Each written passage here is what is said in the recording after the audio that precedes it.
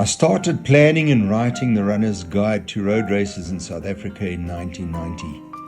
The first edition was launched in November 1991 and covered the calendar for the following year.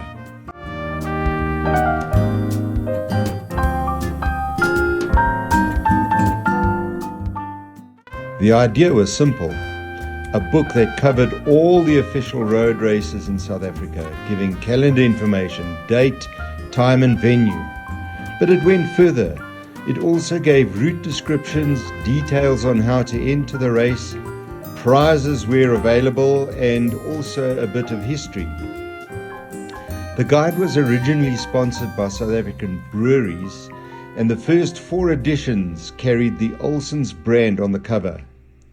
Right from the outside, the Runner's Guide was loved by athletes, and it filled a huge information void. The Olsen's brand was discontinued in 1996, and the pharmaceutical company Bake Madas took over the naming rights. Repril Gel appeared on the cover from 1996 to 1999, and during this time, in 1997, the Runner's Guide was independently published by Guidebook Publications for the very first time. And during this time, the runnersguide.coza website was launched. Initially, it was seen as a companion to the readers to keep pace with the rapidly changing dynamic fixtures list. The 2000 edition of the Runner's Guide welcomed Old Mutual as the title sponsor. It was an important year for road running in South Africa. The Comrades Marathon hosted over 25,000 runners in that year, and the Runner's Guide became an integral part of the Old Mutual World of Endurance's television program. The 10th edition was published in November 2000, covering the races for 2001. And during that year, Guidebook Publications published a coffee table book on the history of the Comrades Marathon.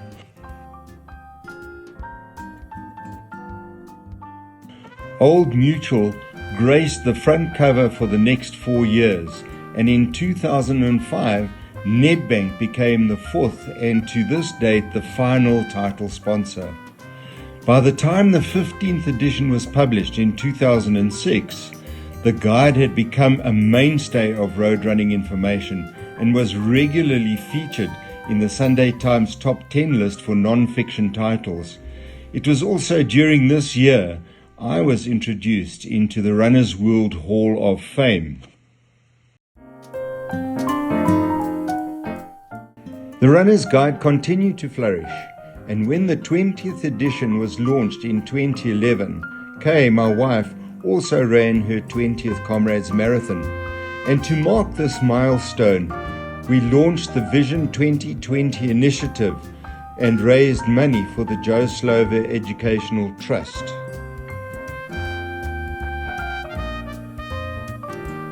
By now, the Runner's Guide was accepted as the mainstay for road running information. Social media was becoming prominent, and Facebook, Twitter, which later became X, and Instagram was launched as information platforms. Around this time, we also added a weekly newsletter.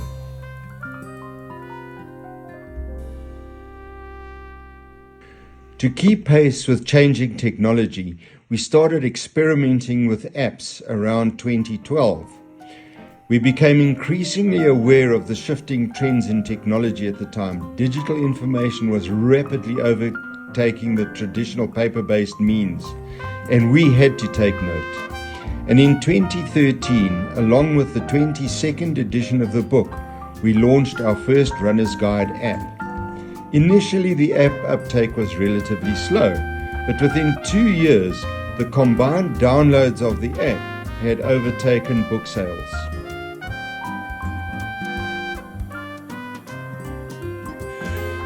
The 25th edition of the Runner's Guide in 2016 also marked Nedbank's 12th sponsorship anniversary. By now, the app was well established and was ranked as the premier sports app on the Apple Store. No one thought that 2020 would be such a challenging year. The 29th edition of the Runner's Guide was launched ahead of the COVID pandemic and was hardly even used. This is when the website and the app and our digital platforms came into their own. We were able to skillfully keep pace with a rapidly changing landscape of virtual races that grew and disappeared like mushrooms. And now, after more than 3 decades, we are still here and still serving the running community. The Runner's Guide to Road Races and Off-Road Races in South Africa still has its relevance. It's an idea that has endured on the long and sometimes challenging road for information.